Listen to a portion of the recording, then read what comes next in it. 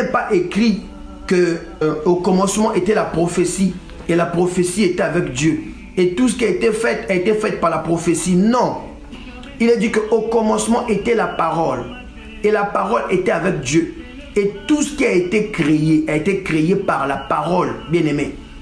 Et Matthieu, le chapitre 4, le verset 4 nous le dit.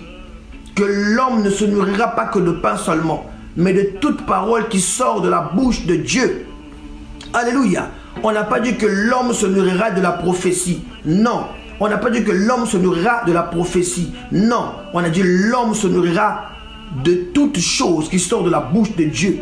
Et ce qui sort de la bouche de Dieu, c'est la parole de Dieu. Ne partez pas des églises seulement parce que tu as besoin qu'on te prophétise. Ne partez pas des églises seulement parce que tu as besoin qu'on te dise des choses du futur. Non. Qu'est-ce que tu veux? Qu'est-ce que tu cherches, toi chrétien?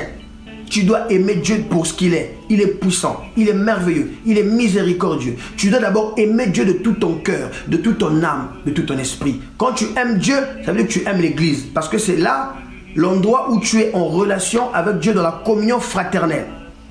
Quand tu aimes Dieu, ça veut dire que tu aimes les hommes de Dieu, les serviteurs de Dieu. Parce que c'est au travers d'eux que tu es en contact avec le Seigneur. Oui, quand on a des problèmes, on vient à Dieu.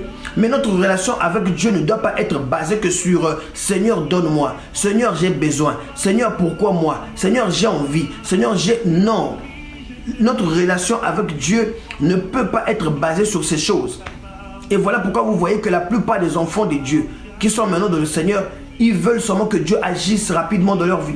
Les gens viennent, ils sont assoiffés des prophéties. On a toujours te prophétiser. On a toujours te dire des choses sur ta vie. Bien-aimé de le Seigneur, la prophétie ne sauve pas. La prophétie ne t'emmènera pas au ciel. La prophétie, c'est quelque chose, un don, un pouvoir que Dieu utilise pour te donner une direction. Alléluia. La prophétie ne t'emmènera pas au ciel.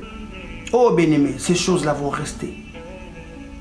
Aimer Dieu, aimer la communion fraternelle, aimer la parole de Dieu, aimer les moments d'intimité avec Dieu. Dieu va te nourrir spirituellement, il va te nourrir physiquement, Dieu va te faire du bien, Dieu va t'emmener dans une dimension où tu seras respecté, où tu seras honoré, où tu seras valorisé. Dieu va te valoriser.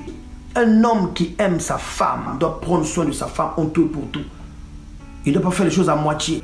Alléluia. Si je vais dans cette illustration, c'est pour te montrer l'amour, comment ça se prouve. Une femme qui aime son mari ne trompe pas son mari. Elle est fidèle à son mari. C'est la même chose avec Dieu. C'est la même chose avec la relation que nous avons avec Dieu. Ce n'est pas la prophétie, bien-aimé. Ce n'est pas la prophétie. Vous devez connaître ces choses. Tu dois aimer Dieu de tout ton cœur, de toute ton âme, de toutes tes forces. Et quand tu aimes Dieu, tu aimes l'église. Quand tu aimes Dieu, tu aimes la parole de Dieu. Quand tu aimes Dieu, tu aimes la louange, l'adoration. C'est ça, aimer Dieu. Aimer Dieu, ce n'est pas écrit sur ton statut, Seigneur, je t'aime. Non, ça c'est hypocrite, ça ne veut rien dire. Aimer Dieu, ce n'est pas que sur ton statut, on ne retrouve que la parole des pasteurs qui prêchent. Sur tes statuts, on ne retrouve que les versets bibliques. Ça ne veut rien dire. Une personne peut mettre sur son statut le verset biblique, mais c'est une personne impudique, une personne pécheresse, une personne mauvaise.